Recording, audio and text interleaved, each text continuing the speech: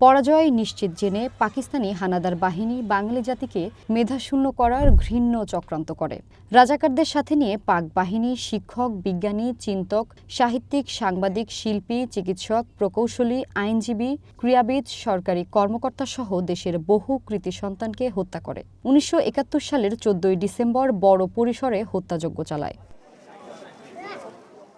মুক্তিযুদ্ধের চূড়ান্ত বিজয়ের পর রাজধানীর রায়েরবাজার, ইটখোলা, মিরপুরের বধ্যভূমি সহ ঢাকা এবং দেশের বিভিন্ন স্থানে বুদ্ধিজীবীদের চোখ হাত বাঁধা ক্ষতবিক্ষত মৃতদেহ পাওয়া যায়। স্বাধীনতার পর থেকে ১৪ ডিসেম্বর শহীদ বুদ্ধিজীবী দিবস হিসেবে পালিত হয়ে আসছে। এবারও দেশজুড়ে যথাযোগ্য মর্যাদায় শহীদ বুদ্ধিজীবী দিবস পালনে নানা কর্মসূচি গ্রহণ করা হয়। শহীদ বুদ্ধিজীবী দিবস উপলক্ষে চট্টগ্রামের পাহাড়তলী বধ্যভূমিতে শহীদ স্মৃতিস্তম্ভে ফুল দিয়ে জাতির শ্রেষ্ঠ সন্তানদের স্মরণ করে সকল শ্রেণী পেশার মানুষ। শহীদের রক্ত কখনো বৃথা যেতে পারেনি, কখনো বৃথা যায়নি। ১৯৭১-ও যেভাবে যায়নি, ১৯৯০-তে যেভাবে যায়নি, গত ১৬ বছরে যেভাবে যায়নি, ২০২৪ সালের জুলাই আগস্টে যায়নি। ইনশাআল্লাহ আমরা মনে করি এই শহীদের রক্ত বৃথা যাবে না। যশোরে যথাযোগ্য মর্যাদায় শহীদ বুদ্ধিজীবী দিবস পালিত হয়েছে।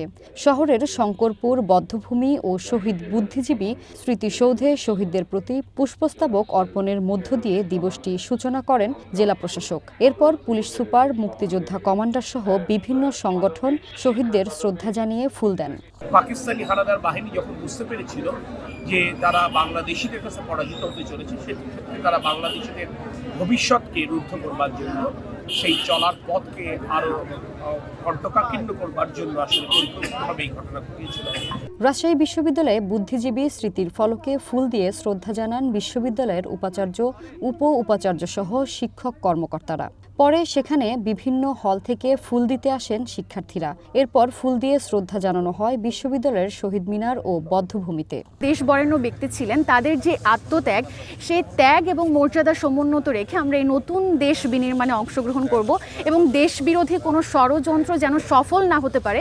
আমার মনে হয় আমাদের তরুণদের নতুন দেশ গঠনে এটাই ভূমিকা হওয়া উচিত। ১৪ ডিসেম্বর সকালে জাতির সূর্য সন্তানদের শ্রদ্ধা জানাতে কনকনে শীত উপেক্ষা করে ফুল হাতে বধ্যভূমিতে মানুষের ঢল।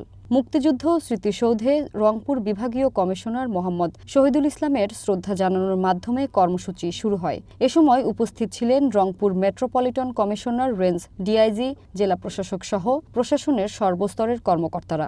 বুদ্ধিজীবীদের স্মরণে ১ মিনিট নীরবতা পালন করা হয়।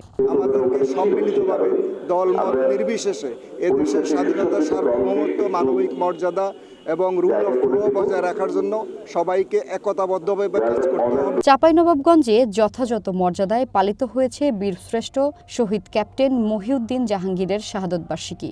সকালে দিবসটি উপলক্ষে জেলা প্রশাসনের উদ্যোগে নানা কর্মসূচি পালিত হয়। কর্মসূচির অংশ হিসেবে সকালে মহানন্দা ব্রিজ সংলগ্ন চাঁপাইনবাবগঞ্জ সড়ক ও জনপদ কার্যালয় চত্বরে অবস্থিত বীরশ্রেষ্ঠ ক্যাপ্টেন মহিউদ্দিন জাহাঙ্গীরের শাহাদত বরণ স্থানে নির্মিত স্মৃতিফলকে পুষ্পস্তবক অর্পণ করা হয়। জেলা প্রশাসন, বীর মুক্তিযোদ্ধা, সরকারি বেসরকারি দপ্তরের কর্মকর্তা, রাজনৈতিক নেতৃবৃন্দ সহ বিভিন্ন শ্রেণী পেশার মানুষ শ্রদ্ধা নিবেদন করেন। ১৯৭১ সালে ক্যাপ্টেন মহিউদ্দিন জাহাঙ্গীরের সাথে আমি ছিলাম।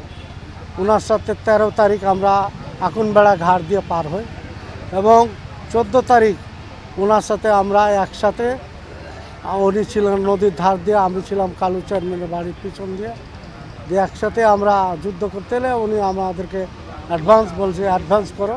এর ভিতরে ওনার মাথায় গুলি লাগে, সাথে সাথে উনি পড়ে যায়। ওনাকে যখন আমরা ঘাড়ি করি তো উনি বলছে, না আপনারা অ্যাডভান্স করেন, আমাকে রেখে দেন। সিরাজগঞ্জে শহীদ বুদ্ধিজীবী দিবস ও সিরাজগঞ্জ পাক হানাদার মুক্ত দিবস পালনে নেই তেমন কোনো কার্যক্রম। তবে জেলা প্রেস ক্লাব ও বিএনপির পক্ষ থেকে ফুল দিয়ে শহীদদের শ্রদ্ধা নিবেদন করা হয়েছে।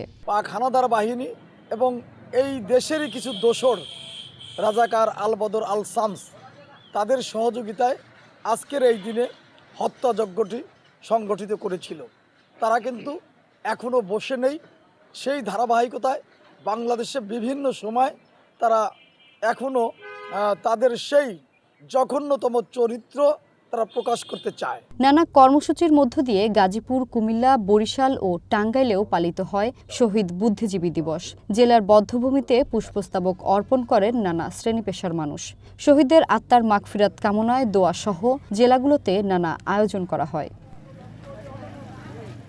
ভূমি সারথী, ওয়ান ন্যাশনাল ডেস্ক।